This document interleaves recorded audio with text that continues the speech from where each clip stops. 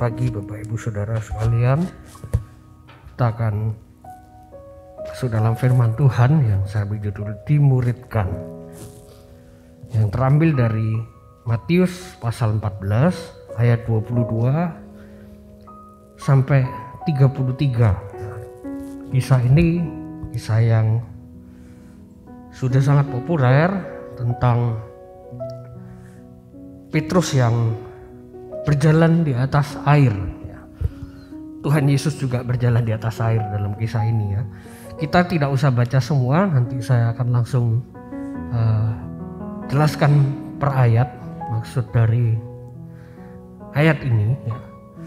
Tentu dengan perspektif bagaimana kita mempelajari bagaimana Tuhan Yesus itu memuridkan murid-muridnya, supaya kita juga mengerti bahwa kita itu sedang dimuridkan oleh Tuhan. Sebelum masuk dalam firman Tuhan, kita perlu pahami bahwa kita itu diutus ke dunia yang penuh dosa, yang tidak nyaman dan menakutkan. Tapi di tengah utusan Tuhan itu kita belajar menjadi murid yang benar. Kalau murid itu diutus ke dunia yang enak, dunia yang menyenangkan dan tidak menakutkan, maka sebenarnya murid itu kurang belajarnya. Ada ungkapan yang bilang pelaut yang baik itu diciptakan dari ombak yang besar, bukan dari ombak kolam renang ya. Pasti pelaut yang handal itu karena ombak yang sangat besar. Sama pemuridan Tuhan pun juga seperti itu. Nah, di dalam Matius 14 ayat 22 itu dikatakan sesudah itu Yesus segera memerintahkan murid-muridnya. Jadi ini satu perintah bahwa murid-murid harus pergi. Tuhan yang perintahkan. Nah, pergi kemana? Murid-murid disuruh naik perahu. Dia berjalan beberapa mil jauhnya dari pantai dan diombang-ambingkan gelombang karena angin sakal. Tentu Tuhan kita itu Tuhan yang Maha Tahu. Yesus pasti sudah tahu bahwa akan ada gelombang, akan ada angin sakal yang akan mengganggu murid-murid ini. Nah, pertanyaannya kenapa masih Tuhan perintahkan?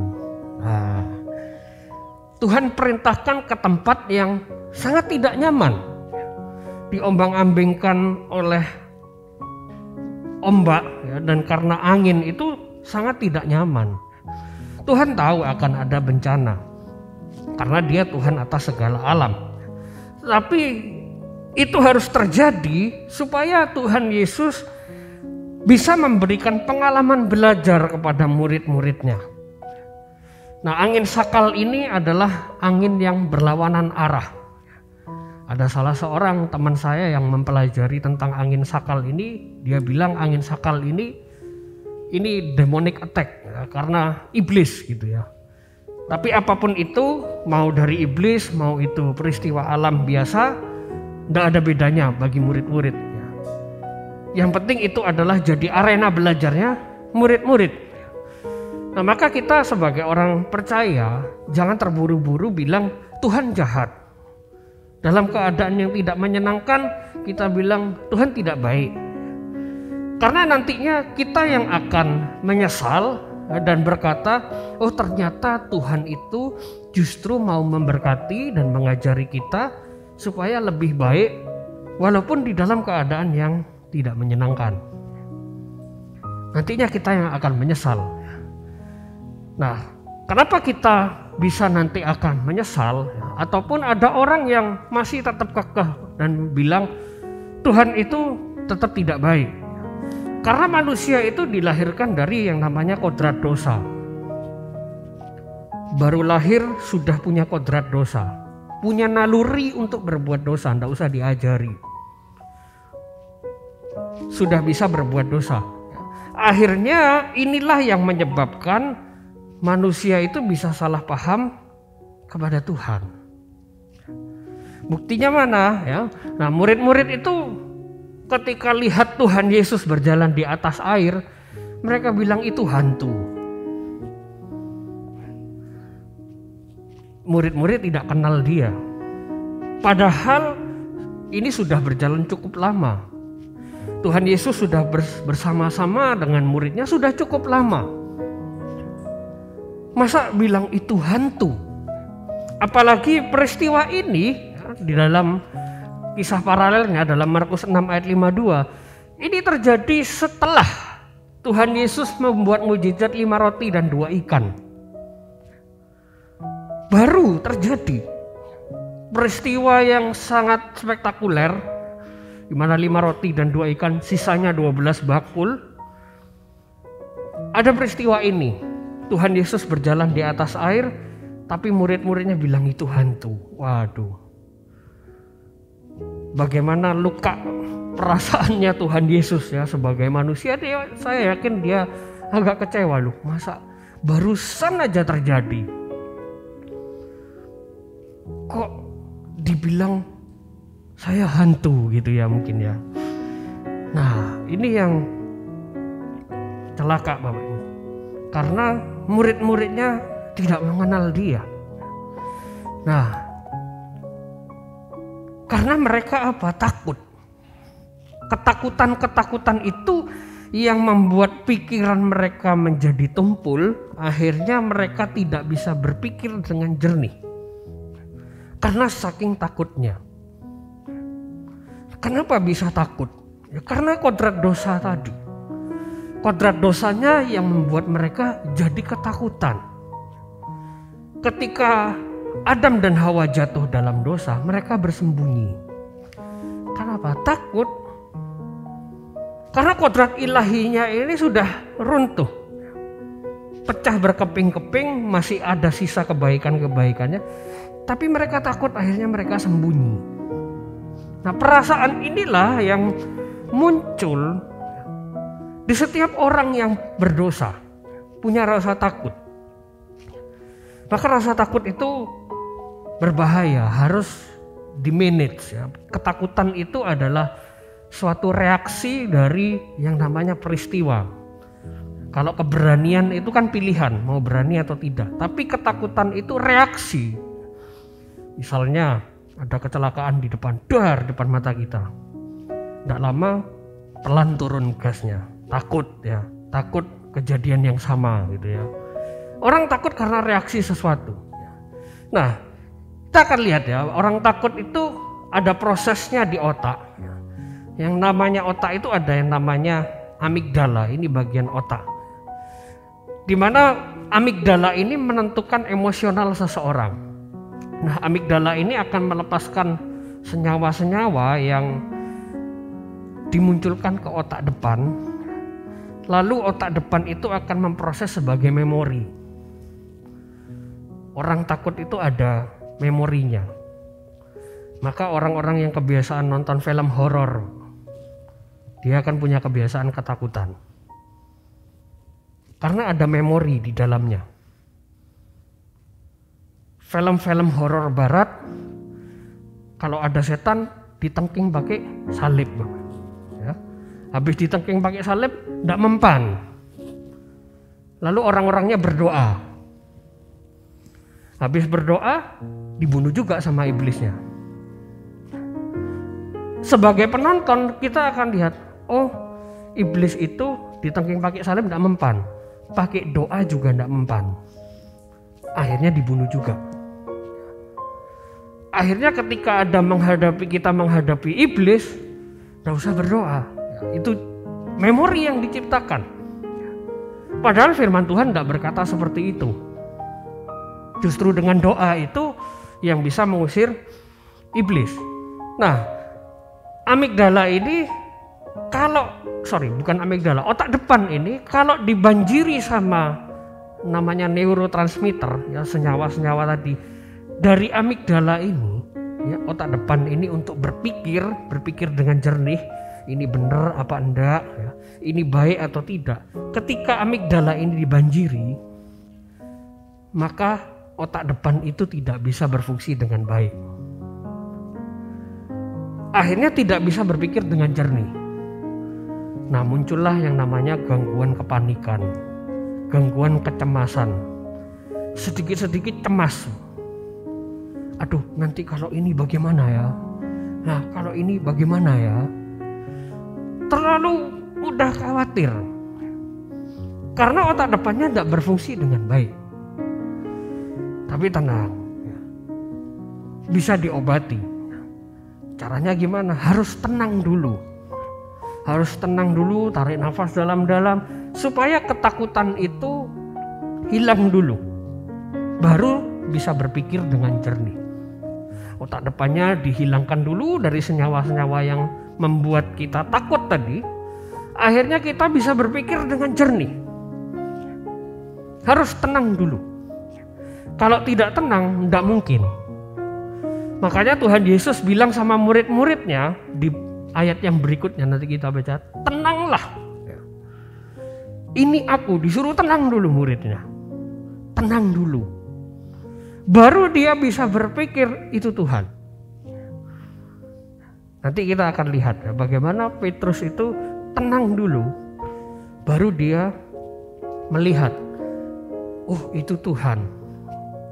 Tapi sampai situ pun Petrus masih belum 100% percaya.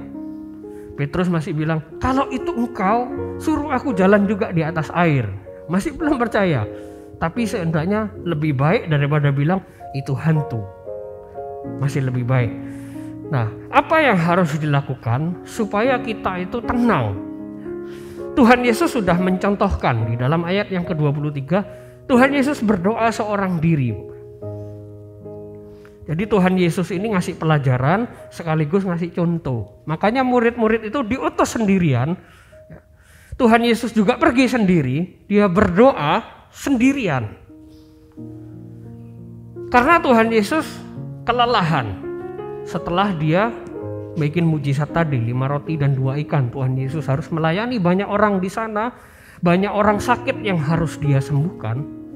Tuhan Yesus kelelahan, dia harus cari tempat untuk menyendiri. Doa itu yang membuat Tuhan Yesus menjadi tenang. Dan dia bisa mengajari murid-murid bahwa doa itu penting sebelum kita melakukan apapun. Nah, di sisi lain murid-murid yang sedang ketakutan, Tuhan Yesus sedang mendidik murid-muridnya bahwa sebelum memulai segala sesuatu harus berdoa supaya tenang dan bisa berpikir dengan jernih. Hati-hati dengan yang namanya rasa takut. Kadang-kadang rasa takut itu muncul karena pikiran-pikiran kita sendiri. Ketakutan-ketakutan yang belum tentu terjadi itu kita pikirkan dulu. Nanti anakku ini gimana masa depannya ya? Nanti dia tinggal sama siapa? Nanti dia menikahnya sama siapa? Aduh, nanti suaminya baik atau enggak ya? Nanti kalau disakiti gimana ya? Udah enggak usah nikah, akhirnya gitu, Bang. Ketakutan-ketakutan yang belum tentu terjadi itu kita pikirkan berulang-ulang, akhirnya ambil kesimpulan yang pasti keputusan hasil ketakutan itu pasti tidak baik. Karena keputusannya bukan berdasarkan pikiran yang sehat, bukan pikiran yang jernih. Nah, murid-murid itu takut hantu. Saya tidak pernah yakin ya, karena di dalam Alkitab pun belum pernah saya temukan bahwa ada iblis itu langsung menampakkan diri.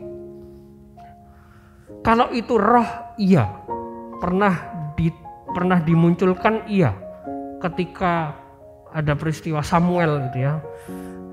Nampaknya roh itu seperti Samuel. Tapi itu kan dalam wujud manusia.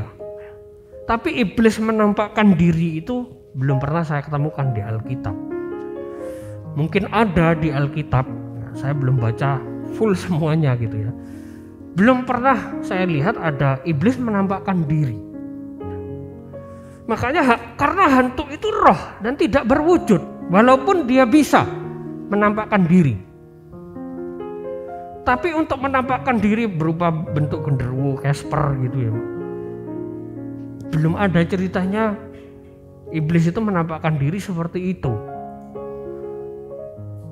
Buktinya rasul-rasul juga tidak pernah bilang, oh aku lihat vampir gitu ya. Nggak ada Bapak Ibu. Bukan berarti iblis nggak bisa. Iblis bisa. Cuma dalam catatan Alkitab belum pernah ada. Murid-murid ini pun aneh bilang, itu hantu. Kenapa lo? Karena budayanya pada zaman itu seperti itu. Mereka ditakut-takuti, kebentuklah memori itu.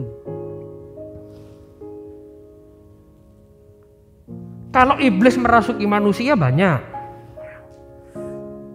Tapi iblis yang berbentuk genderuwo, wewe gombel itu belum ada.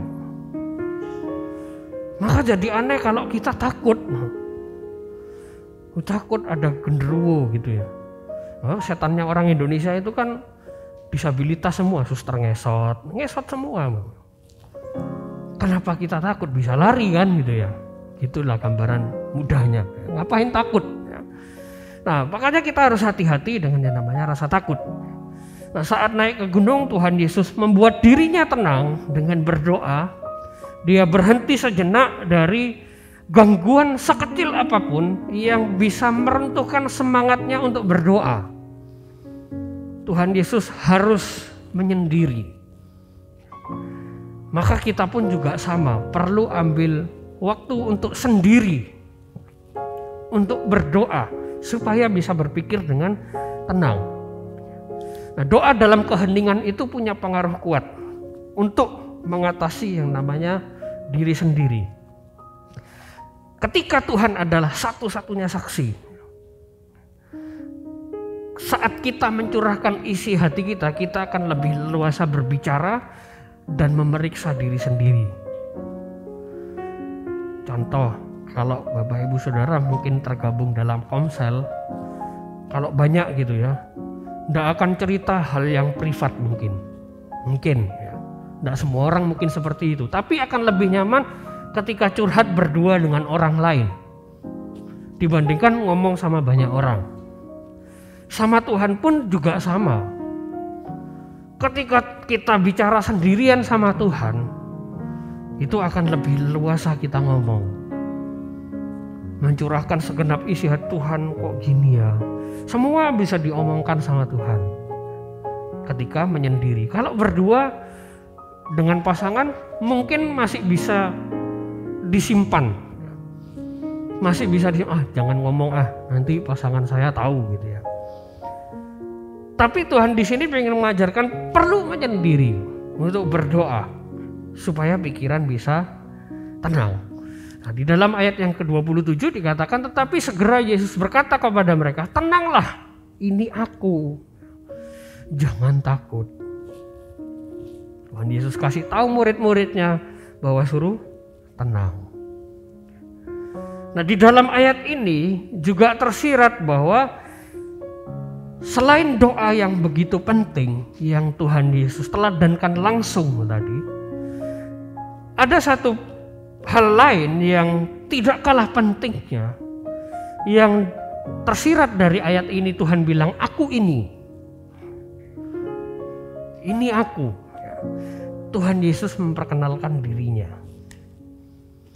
Maka yang namanya berdoa dan mengenal Tuhan itu tidak bisa dipisahkan. Ini satu paket berkat bagi manusia berdosa untuk dimerdekakan menjadi murid. Kalau salah satunya dipisahkan, tidak seimbang. Kalau pilih ya tidak bisa dipilih sebenarnya. Ini satu paket. Pernah saya sampaikan ketika kita ibadah doa, berdoa itu nafas, mengenal Tuhan, baca firman Tuhan itu makanan. Orang tidak bisa hidup tanpa berdoa, tanpa mengenal Tuhan. Orang tidak bisa hidup tanpa nafas, tanpa makan. Dua hal ini yang tidak bisa dipisahkan. Mungkin bisa tidak makan, tapi ada orang puasa selama 30 hari mencoba meniru Tuhan Yesus, mati juga. Di Afrika sana pernah terjadi. Keduanya penting. Dalam kehidupan rohani sama-sama penting. Mungkin topik ini sangat usang. berdoa, baca firman Tuhan itu topik yang sangat usang. Semua orang sudah tahu bahwa berdoa, baca firman Tuhan itu penting. Saya yakin semua kita juga tahu. Tetapi yang menganggap ini penting, yang menganggap ini vital di dalam kehidupan kita pribadi, itu belum tentu. Orang tahu makan sayur itu sehat. Orang tahu merokok itu tidak sehat. Tapi apakah pengetahuannya membuat dia berhenti merokok? Tidak. Apakah pengetahuannya bahwa sayur itu sehat membuat dia makan sayur banyak? Belum tentu. Pengetahuan itu tidak ada artinya kalau tidak dibuahi, dilakukan. Maka Tuhan Yesus harus memperkenalkan dirinya supaya murid-muridnya mengenal dia. Dia tahu ini Tuhan, aku ini, gitu ya. Ungkapan khasnya Tuhan Yesus ketika bilang aku ini, dalam bahasa Yunani ego eimi, ini aku adalah aku, gitu ya. Murid-murid langsung tahu, oh itu Tuhan. Karena tidak ada satu orang pun yang berani bilang ego eimi. Itu makanya Tuhan Yesus ketika bilang akulah kebenaran, akulah pintu, gitu ya. 7 kali Tuhan Yesus bilang siapa dirinya. Tuhan Yesus mau dibunuh, mau dilempari pakai batu, mau didorong ke dalam jurang. Karena ungkapan ego eimi itu cuma boleh diucapkan oleh Tuhan. Kalau manusia mengucapkan itu, bagi orang Yahudi itu menghina nama Tuhan, melanggar pasal 1 dan pasal 2 hukum Taurat, menyebut nama Tuhan dengan sembarangan.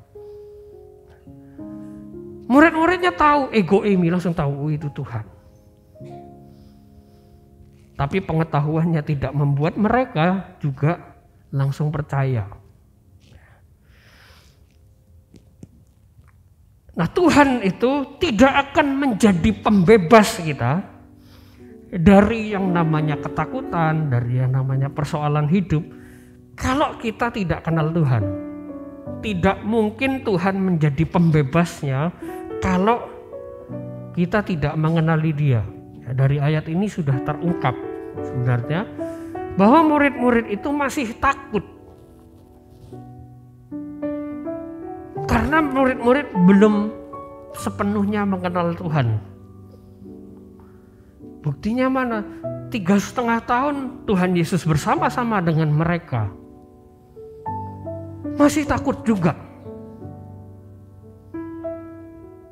Ketika mendekati momen-momen kebangkitan, murid-murid itu tidak tahu bahwa Tuhan Yesus itu akan bangkit. Mereka semua ketakutan, aduh gimana? Makanya mereka semua kumpul di loteng Yerusalem. Itu bukan karena janjian, bukan karena apa-apa, tapi karena takut dibunuh. Pemimpinnya sudah dibunuh oleh orang Yahudi, mereka ketakutan, mereka kumpul di situ. Dalam catatan sejarah gereja itu dicatat, Bapak, bahwa mereka ketakutan, mereka sudah punya rencana untuk pergi ke daerah masing-masing, mencar keluar kemana, tidak boleh ke daerah Israel. Karena ketakutan. Tapi Tuhan datang tepat waktu. Dia menampakkan diri. Nah, kalau Tuhan tidak menyatakan dirinya kepada murid-muridnya saat itu, murid-murid itu tidak akan merdeka dari yang namanya rasa ketakutan. Masih takut. Nah, ada satu kasus lain ketika kita tidak bisa mengenal Tuhan karena Tuhan tidak memberi akal budi. Dicatat dalam Ulangan 29. Tetapi sampai sekarang ini Tuhan tidak memberi kamu akal budi untuk mengerti, atau mata untuk melihat, atau telinga untuk mendengar. Ada satu ayat ini yang direferensikan dari kisah ini, bahwa ada satu momen Tuhan itu sengaja tidak ngasih kita akal budi untuk mengerti, mata untuk melihat, dan telinga untuk mendengar. Kenapa Tuhan sengaja tidak memberi akal budi, dan tidak memberi mata, dan tidak memberi telinga untuk mendengar? Karena Tuhan pengen kita yang usaha. Tuhan rindu kita yang punya usaha. Jadi usaha untuk keselamatan itu memang inisiatif dari Tuhan. Tetapi inisiatif untuk mengenal Tuhan itu harus dari manusia. Tuhan sudah menyatakan dirinya. Tuhan bilang sama Petrus, ini aku. Tapi Tuhan pengen lihat sampai seberapa usahanya Petrus. Itu posisinya jauh. Ketika Tuhan Yesus menampakkan diri dengan posisi perahu murid-murid itu jauh. Makanya Petrus bilang, Tuhan biarkan aku jalan ke sana. Tuhan pengen lihat usahanya Petrus seberapa untuk memastikan bahwa aku ini Tuhan. Kenapa Tuhan Yesus tidak mendekat saja ke perahu terus bilang, ini loh aku. Bahkan tidak usah ngomong, menampakkan wajahnya saja murid-murid pasti langsung tahu. Karena Tuhan pengen lihat usahanya seberapa. Maka ayat yang lainnya bicara, mintalah, carilah, ketoklah. Siapa yang meminta pasti menerima. Dia akan memberikan Roh Kudus yang akan menginsafkan dunia akan dosa. Ayat ini sering dipotong ya. Kita semua sudah tahu, sudah sering disampaikan di sini tentang mintalah, ketoklah dan carilah. Sering dipotong, yang bawahnya tidak dimunculkan, ia akan memberikan Roh Kudus. Ini bukan bicara soal berkat materi, tapi ini bicara soal bagaimana kita meminta Roh Kudus supaya kita diinsafkan akan dosa. Harus usaha. Karena imannya murid-murid pada saat itu belum matang. Tuhan itu kepingin mematangkan iman mereka. Makanya Tuhan ingin lihat seberapa usaha murid-murid. Kalau kita mau iman kita matang, iman yang sempurna lah dibilang ukuran manusia ya, harus ada usaha. Petrus punya kemauan yang kuat. Ini keuntungan bagi Petrus. Ketika Petrus bilang sama Tuhan bahwa dia mengasihi Tuhan, Tuhan Yesus bilang apa? Di atas inilah aku akan mendirikan gerejaku. Tuhan Yesus bilang. Inilah itu Tuhan Yesus mau mendirikan gereja itu atas dasar kemauan Petrus yang kuat, bukan Petrusnya. Tapi atas dasar kemauan Petrus yang kuat. Jadi dari kemauan yang kuat yang Petrus punya ini, Tuhan pengen mendirikan gerejanya di atas dasar itu. Jadi bukan karena sosoknya. Kalau dilihat teks aslinya itu kelihatan bahwa kemauan Petrus yang kuat itulah yang menjadi dasar Tuhan Yesus mau mendirikan gerejanya. Terbukti bahwa Petrus ini akhirnya mendapatkan banyak keuntungan. Dia punya kuasa yang lebih bersinar daripada murid-murid yang lain. Tidak pernah diceritakan murid-murid yang lain sekali berkhotbah 3.000 orang bertobat. Hanya Petrus yang dicatat itu. Karena kemauan Petrus jauh lebih kuat dibandingkan murid-murid yang lain. Paulus pun tidak sehebat Petrus ketika berkhotbah ya pada saat itu. Kalau dilihat dari segi hasilnya, kalau dari dilihat kualitasnya, saya yakin semua sama saja. Nah, kemauan Petrus yang kuat ini yang menjadikan Tuhan itu jatuh hati sama Petrus. Punya kemauan yang kuat. Nah, kita juga harus sama, punya kemauan yang kuat. Jadi jangan cukup hanya jadi jemaat biasa-biasa saja. Jadi orang percaya, ya biasa-biasa saja. Punyai kemauan yang kuat. Jadi pendiri-pendiri gereja Tuhan yang banyak menjangkau banyak orang yang belum percaya. Karena di atas itulah Tuhan itu jatuh hati sama kita. Orang kadang-kadang gak usah neko-neko. Sudah biasa-biasa saja, pokoknya gak bikin dosa, ya sudah gitu ya. Enggak usah lah, enggak usah repot. Tuhan kan berkuasa, kita enggak usah repot gitu ya. Ya memang Tuhan enggak perlu repot-repot sebenarnya untuk membangun gerejanya. Nunggu kita mau. Tuhan itu sangat berkuasa dan sangat maha kuasa. Tapi yang justru tidak diberkati itu kita. Enggak punya kemauan kuat, ya kita yang rugi. Tuhan pakai orang lain. Kita yang rugi. Nah, itu pilihan di tangan masing-masing. Maka kita harus punya misi yang besar di dalam kerajaan Allah. Jangan cukup punya mimpi sudah sampai sini. Pernah saya dengar ada ungkapan gini. Yang justru jadi malapetaka itu bukan mimpi yang besar tapi tidak dilakukan. Ini mimpinya besar, tidak dilakukan. Itu bukan malapetaka. Justru yang jadi malapetaka itu mimpinya terlalu kecil. Sangat kecil mimpinya. Sudah Tuhan cukup segini. Ya sudah cukup segini. Ini yang bahaya. Orang-orang percaya harus punya mimpi yang besar. Walaupun masih belum sempat melakukan, tapi seandainya punya angan-angan yang besar dulu. Nah, selanjutnya di dalam Matius 14 ayat 27 dan 32 dikatakan gini. Tetapi segera Yesus berkata kepada mereka, "Tenanglah, aku ini, jangan takut." Lalu ayat 32 mencatat gini. Lalu mereka naik ke perahu dan angin pun redalah. Jadi ada lompatan dari ayat 27 sampai 32 ketika Tuhan Yesus datang sama redanya angin. Tuhan Yesus datang, anginnya belum reda, tidak langsung reda. Artinya apa? Hadirat Tuhan itu tidak selalu membuat badai persoalan itu hilang.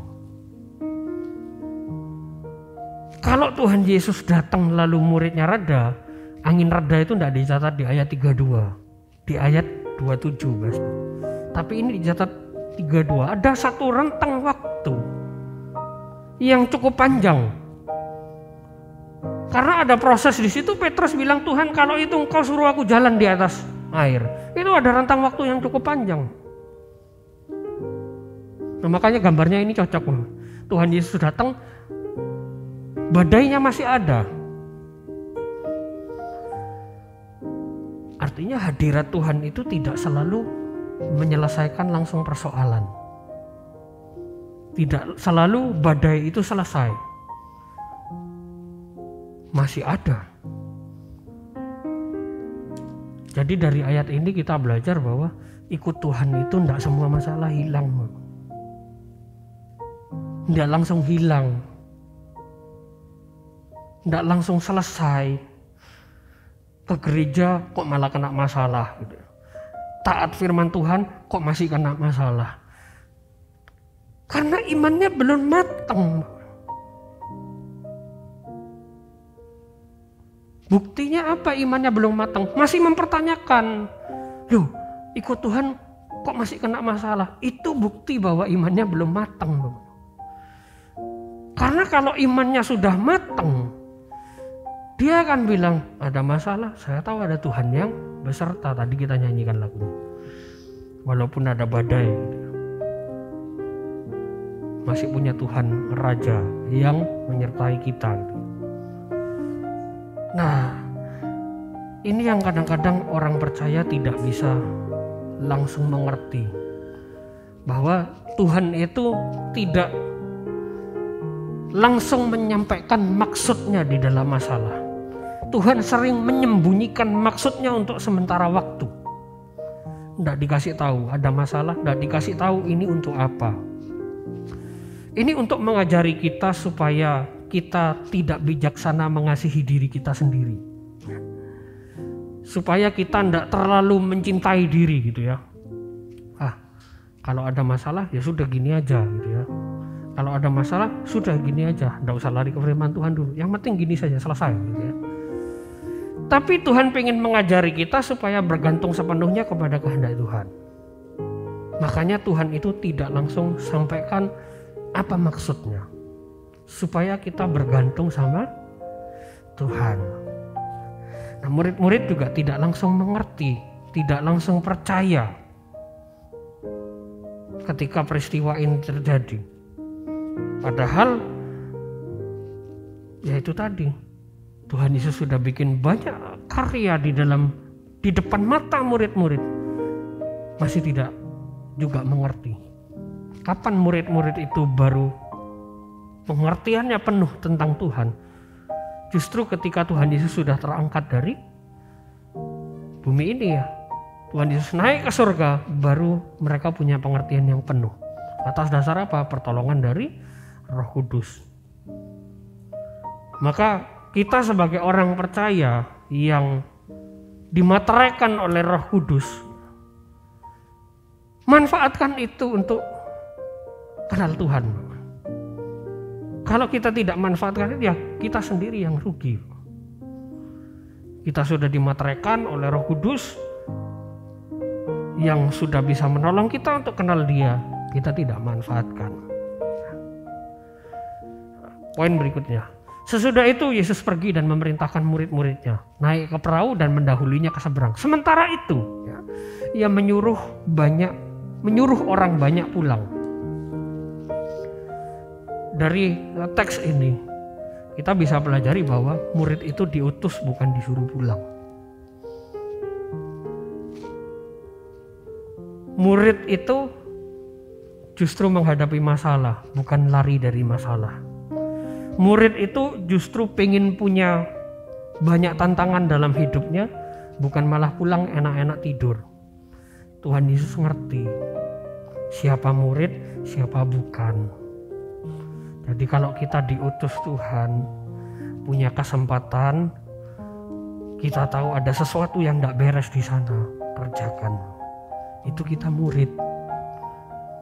Ada problem di dalam keluarga, ada problem di dalam pekerjaan, yang bisa jadi ladang untuk kita memuliakan nama Tuhan di situ. Kita sedang diposisikan sebagai murid. Jadi di mana kita memposisikan diri kita? Sebagai murid atau hanya sebagai kumpulan orang banyak yang cuma disuruh pulang? Jangan ikut mayoritas. Banyak orang kok seperti itu. Ini buktinya. Muridnya cuma sedikit, 12. Orang banyak itu disuruh pulang. Yang mayoritas belum tentu benar. Yang banyak orang lakukan belum tentu benar. Tapi yang Tuhan katakan dalam firman Tuhan itu pasti benar. Amin. Apa yang dikatakan firman Tuhan itu yang pasti benar. Jadi posisikan diri kita itu sebagai murid. Banyak berkontribusi untuk kerajaan Allah.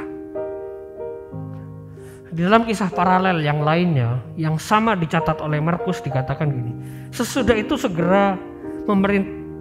itu Yesus segera memerintahkan murid-muridnya naik ke perahu dan berangkat lebih dulu ke seberang, ke Betsaida. Sementara itu ia menyuruh orang banyak pulang.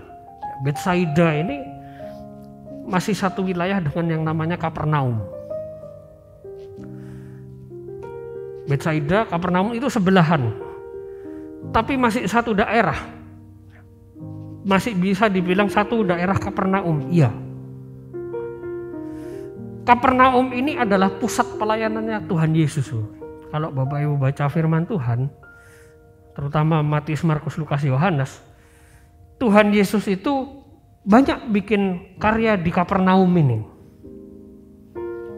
Saya catat ada 7 karya Tuhan Yesus di Kapernaum yang lebih banyak dibandingkan daerah yang lain. Artinya Tuhan Yesus harus balik 7 kali ke Kapernaum untuk dia berkarya di situ. Ini jadi pusat pelayanannya Tuhan Yesus. Jadi murid-murid itu diutus ke ladang pelayanan, dipersiapkan ke tempat pelayanan. Nah, kalau kita yang tidak melayani gitu ya, baik itu di gereja maupun di rumah, maka kita sebenarnya sedang memposisikan diri bukan sebagai murid. Tidak tahu sebagai apa. Murid itu diutus ke ladang pelayanan, bukan diutus pulang untuk tidur-tiduran dan tidak melakukan apa-apa. Jadi ada kesempatan melayani, lakukan itu. Di tempat kerja sekalipun, itu melayani. Bukan cuma kita duduk diam, mungkin jadi pimpinan di situ, terima hasil, selesai. Bukan itu. Tapi Tuhan itu juga rindu kita itu justru jadi pelayan bagi lingkungan kerja kita. Membawa banyak orang ngerti bahwa lewat kehidupan yang kita lakukan itu, ini anak Tuhan. Di dalam ayat yang berikutnya dikatakan, dan orang-orang yang ada di perahu menyembah Dia, katanya, sesungguhnya Engkau anak Allah. Murid-murid ini diutus ke dunia untuk menyembah Dia dan menyatakan Tuhan Yesus itu juru selamat. Kata sesungguhnya ini menyiratkan sesuatu bahwa dimuridkan itu berarti kita dikembalikan ke jalan yang benar. Terima firman Tuhan yang mungkin tidak menyenangkan bagi kita, ada banyak teguran, ada banyak hal yang harus kita perbaiki yang tidak sesuai dengan apa yang biasa kita lakukan. Itu kita sedang dikembalikan ke jalan yang benar. Jadi sadarlah, bukan kita malah menolak. Ada orang yang banyak yang tidak sadar. Saya melayani di rutan, rumah tahanan. Di salah satu rutan saya melayani di sana rutin setiap bulan. Pelayanan berjalan dengan baik, kelihatannya jemaatnya baik-baik di sana. Kelihatan waktu puji-pujian itu mereka bisa lompat-lompat sorak-sorai ya Pak. Saya kira, wah, keren ini napi-napi ini gitu ya. Kok lebih hebat daripada orang yang bukan kriminal gitu ya. Puji Tuhannya hebat loh. Menyembah Tuhannya hebat loh. Sampai waktu itu saya berpikir, apakah orang Kristen harus masuk penjara dulu supaya bisa menyembah Tuhan? Ternyata tidak lama setelah itu duit gereja di dalam rutan itu habis. Dimakan mereka sendiri, tidak tahu kemana, salah satu orang. Habis loh, saya sampai bingung. Ini orang sudah masuk dalam tahanan. Sudah tahu bahwa dia salah. Ibadah tiap hari loh, di rutan itu tiap hari Bapak. Gantian yang menyampaikan firman Tuhan. Masih aja. Uangnya gereja masih aja dihabisin gereja dalam rutan, habis loh. Saya sampai bingung. Waduh, ini orang benar-benar tidak menghormati Tuhan. Dikembalikan ke jalan yang benar. Sudah tahu dihukum, masih aja. Ada orang yang seperti itu. Kita jangan sampai seperti itu. Maka kita itu sebagai murid itu diutus untuk berjalan di atas lautan, untuk punya iman memindahkan gunung, seperti domba yang diutus ke tengah-tengah serigala. Murid itu seperti itu. Murid itu diutus ke dunia yang tidak nyaman. Untuk apa? Untuk memuliakan nama Tuhan. Untuk punya iman yang kuat. Berjalan di atas air, memindahkan gunung. Diutus seperti domba ke tengah-tengah serigala. Tentu ini bukan literal. Kita terus berjalan, coba-coba berjalan di atas air. Bukan itu, pasti tenggelam. Bukan berarti kita bisa memindahkan gunung Bromo dipindah ke Kalibuntu, tidak mungkin. Tapi ini ungkapan bagaimana kita memuliakan Tuhan lewat iman kita. Jadi jangan takut dan jangan khawatir. Karena murid itu diutus. Tuhan, kok aku di tengah lingkungan yang seperti ini? Kita itu domba di tengah-tengah serigala. Orang-orangnya kok menyeramkan dan tidak menyenangkan. Ini itu domba di tengah serigala. Ada banyak serigala yang harus dihadapi. Jangan khawatir, tidak perlu takut. Bukankah Yesus Tuhan kita itu Allah Immanuel? Amin. Setiap kehidupan kita, Tuhan beserta. Dia tidak pernah berhenti berdoa selagi murid-muridnya menghadapi badai itu. Tuhan Yesus masih tetap berdoa. Hal yang sama yang Tuhan lakukan saat ini ketika kita menghadapi banyak persoalan. Saya akan tutup dengan ayat ini. Saya yang bertugas maju ke depan. Dalam Yohanes 17 Tuhan berdoa begini. Aku berdoa untuk mereka. Bukan untuk dunia aku berdoa, tetapi untuk mereka yang telah Engkau berikan kepadaku. Sebab mereka adalah milikmu. Kita ini milik Tuhan. Percaya bahwa kita punya Tuhan. Kalau percaya, kita adalah muridnya Tuhan. Aku telah memberikan firman-Mu kepada mereka, dan dunia membenci mereka. Karena mereka bukan dari dunia, kita bukan dari dunia. Dibenci orang biasa. Sama seperti aku bukan dari dunia. Aku tidak meminta supaya Engkau mengambil mereka dari dunia, tetapi supaya Engkau melindungi mereka daripada yang jahat. Tuhan akan melindungi Bapak Ibu Saudara dari yang jahat. Ayat 17 dan 20 mengatakan, kuduskanlah mereka dalam kebenaran. Firman-Mu adalah kebenaran. Dan bukan untuk mereka ini saja aku berdoa. Tuhan bukan berdoa untuk kita saja. Nah, di ayat yang berikutnya, tetapi juga untuk orang-orang yang percaya kepadaku oleh pemberitaan mereka. Tuhan Yesus beserta Bapak Ibu Saudara, kiranya kita mengerti bahwa kita ini murid yang harus dimuridkan dalam keadaan apapun untuk memuliakan nama Tuhan. Amin.